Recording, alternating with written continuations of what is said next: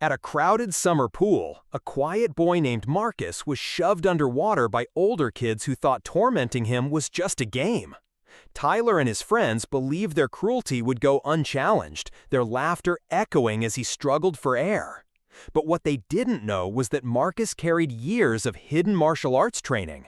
And in that moment, fear turned into unstoppable focus.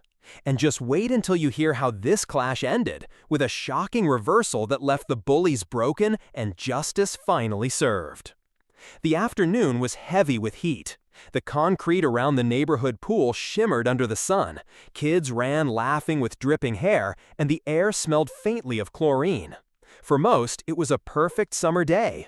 For Marcus, it was supposed to be an escape, just a quiet hour in the water, away from the noise of the world. He was 14, tall for his age but wiry, and always carried himself a little too carefully, as if trying not to take up space. A towel hung over his shoulder, faded from use, and in his other hand he clutched a beat-up paperback comic he'd been reading under the shade of an umbrella. To anyone else, Marcus was just another kid at the pool. But to Tyler, Chase, and Brandon, the loud trio who practically lived there, he was a target they couldn't resist. It hadn't started today. All summer long, they'd circled him. Little digs at his clothes, snide remarks when he walked past, mocking laughs when he chose the farthest chair from the group. "Quiet boy," they'd sneer, "doesn't even know how to have fun." Marcus never snapped back. He had learned that ignoring them was safer. But his silence only fed them, like they enjoyed seeing how much they could push before he broke. Today, the pushing turned physical. Marcus had just set his comic aside, toes curling over the edge of the deep end, ready to slip into the cool water. But before he could move, Tyler stepped in front of him. Tyler, broad-shouldered, older by 2 years, with the kind of smirk that dared you to challenge him. Behind him, Chase and Brandon flanked like shadows, grinning, waiting. "Hey," Tyler said, loud enough for everyone nearby to hear, "let's see if you can actually swim, or do you just sit and read all day?" His words weren't just teasing, they were a challenge, bait meant to humiliate. Chase snickered, elbowing Brandon, who chimed in with, "Bet he sinks like a rock." Marcus felt every eye around the pool burning into his back. His throat tightened. He wanted to slip past, to vanish into the water before they could go further. But Tyler's hand was already on his chest. The shove came quick, sharp, and merciless. The splash swallowed everything. Chlorine burned his nose as he plunged under, water rushing over his ears, the world above muffled into distorted laughter. Marcus kicked upward, but before he could break the surface, weight slammed down on his shoulders. Hands, rough, heavy, unrelenting, pressed him back beneath. Panic flared. His chest screamed for air, and 1,000 thoughts collided in a split second. Not like this. Not here. I can't breathe. Nobody's stopping them. Nobody's helping. His arms thrashed, but the pressure only grew stronger. Above, blurred through the shimmer of water, he saw their distorted faces grinning. To them, this was a game. To Marcus, it was terror.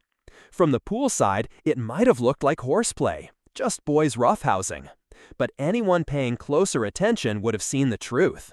The deliberate cruelty, the smirk on Tyler's face, the way Brandon's hands pinned Marcus down.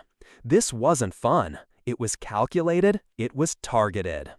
The sound of muffled laughter bled through the water, sharp as knives. And in that instant, the audience, the ones watching, the ones hearing this story, would feel it too, a hot surge of hatred. Hatred for the smirks, for the shove, for the injustice of seeing a boy who just wanted peace treated as less than human. The summer pool no longer felt safe or ordinary.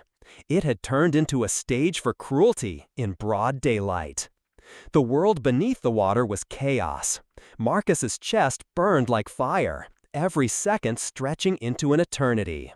His heartbeat thundered in his ears, louder than the muffled shouts and laughter above. He kicked hard, muscles straining, but the hands pressing him down were relentless, crushing any chance of escape. His fingers clawed at the water, reaching for the surface he couldn't reach. For a terrifying moment, it looked like he wouldn't make it back up. The thought jolted through him with icy panic. His mind screamed for air, his lungs begging for relief. To the bullies, it was still a game, but to Marcus, it was survival. And that's when something changes. Not in the bullies, but in us, the ones watching. The audience no longer just sees a boy underwater. They feel his struggle. They feel the sting of being singled out, the helplessness of being overpowered. Compassion rises, because this isn't just about Marcus fighting to breathe. It's about every kid who's ever been pushed down, every moment of unfairness that went unchecked. But here's what the bullies didn't know, what no one at that pool could have guessed. Marcus wasn't simply a quiet loner trying to disappear into the background. Years ago, before Marcus lost him, his father had taught him something that never left. Evening after evening, in the small garage behind their house, his dad drilled him in martial arts. Not just the moves, but the mindset. Strength isn't about size, son. It's about focus. It's about knowing when to fight back and how. Those lessons lived inside Marcus, buried deep beneath his silence. Discipline, balance, control. They weren't things he bragged about. He carried them quietly, the way his father intended, not as a weapon to show off, but as a shield for the moments that truly mattered. Now, pinned beneath the water, lungs screaming, that training flickered awake. And the audience, who just a breath ago feared for him, begins to feel something shift too. Compassion is still there, but it mixes with anticipation, hope, rooting for him. Because Marcus isn't just a boy being held down, he's something more, something waiting to rise. Marcus's feet brush the rough tiles at the bottom of the pool, and in that instant, something inside him snapped into place. Fear, sharp, paralyzing, suffocating, burned itself out. What replaced it wasn't panic, it was focus, pure, steady focus. He remembered his father's words like an echo through the water. When you're cornered, son, you don't fight harder, you fight smarter. His body reacted before his mind fully caught up. In one smooth, practiced motion, Marcus twisted sideways, slipping out from the grip that had seemed unbreakable. The bullies hadn't expected resistance, not like this. Chase, caught off guard, lost his hold first, arms flailing as he sank into the water with a muffled gasp. Marcus kicked upward, legs driving with the power of years of training, and burst through the surface. Water exploded around him as he inhaled deeply, air flooding back into his chest. His eyes locked on his attackers, but they weren't the same eyes as before. They were burning, not with fear, but with fury. The sudden shift froze the poolside. The laughter died. The crowd, kids, parents, strangers lounging in chairs, all went silent, caught in the shock of what they were seeing. Tyler, the ringleader, sneered, unwilling to lose face. He lunged again, water splashing as he aimed to shove Marcus back down. But Marcus wasn't the same boy he thought he was. With controlled precision, Marcus sidestepped and parried, guiding Tyler's momentum away. A sharp, fluid strike sent Tyler sprawling sideways into the water, sputtering as he lost balance. Brandon froze. For the first time, hesitation flickered across his face.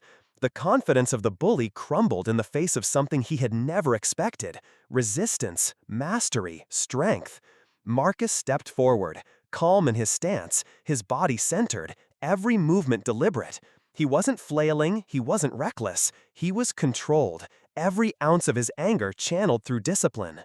The pool, moments ago filled with noise, was now silent to hear the water dripping from Marcus's arms. The audience, both at the pool and in their imagination, feels it too. Not chaos, not blind rage, but righteous fury, refined by training, burning steady in his chest. This wasn't Marcus losing control. This was Marcus taking it back. For a heartbeat, everything was still. The only sound was water dripping, the faint ripple of waves breaking against the pool walls.